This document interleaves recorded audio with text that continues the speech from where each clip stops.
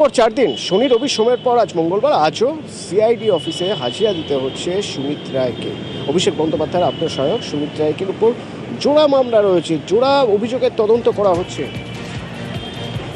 প্রথমে শনি রবি জমি দুর্নীতি মামলা তাকে জিজ্ঞাসাবাদ করা হয়েছে, এবং তারপরে গতকাল ডেবরা চাকরি দুর্নীতি মামলা জিজ্ঞাসাবাদ।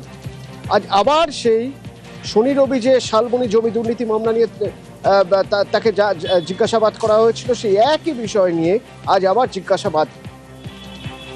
আমার সঙ্গে অনুপ রয়েছে। অনুপ, তার মানে কি সেদিন যা যা জানতে চাওয়া হয়েছিল আগের দুদিন শনি আর রবিবার, সেই সব কিছু প্রশ্নের উত্তর পাননি তদন্তকারীরা, সেই জন্যই আবার আজ সেই একই বিষয় নিয়ে তাকে জিজ্ঞাসাবাদ করা হচ্ছে।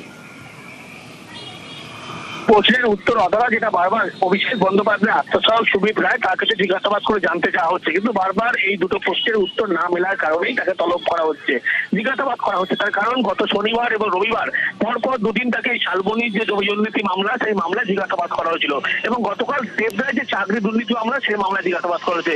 কিন্তু শালবনী জমি দুর্নীতি মামলায় আজকে নিয়ে 3 বার তাকে জিজ্ঞাসাবাদ করে 3 দিন, অর্থাৎ দীর্ঘ কয়েক ঘন্টা আজও অতিক্রান্ত, এখনো পর্যন্ত শালবনী জমি দুর্নীতি মামলা, সেই মামলায় জিজ্ঞাসাবাদ করা হচ্ছে।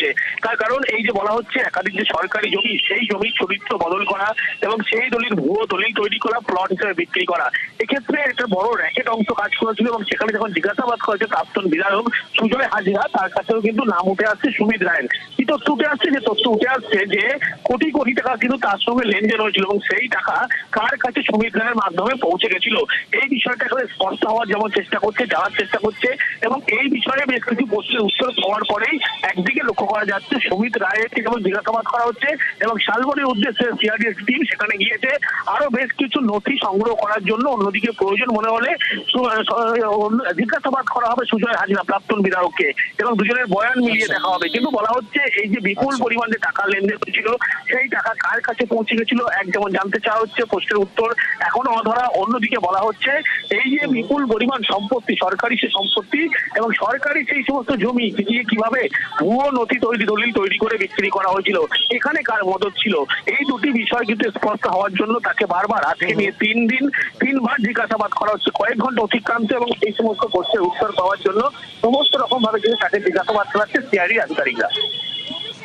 ওকে,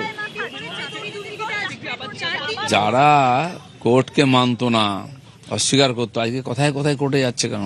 রক্ষা কবচ, কোর্ট কতদিন রক্ষা কবচ দেবে? যে অপরাধ করেছে তদন্ত হচ্ছে, তথ্য সামনে এলেই কিছু রক্ষা কবচ থাকবে না। এ সাময়িক হয়তো একটু ওই জেরা থেকে তাকে অ্যাভয়েড করার জন্য এই ধরনের রাস্তা খোঁজা হচ্ছে।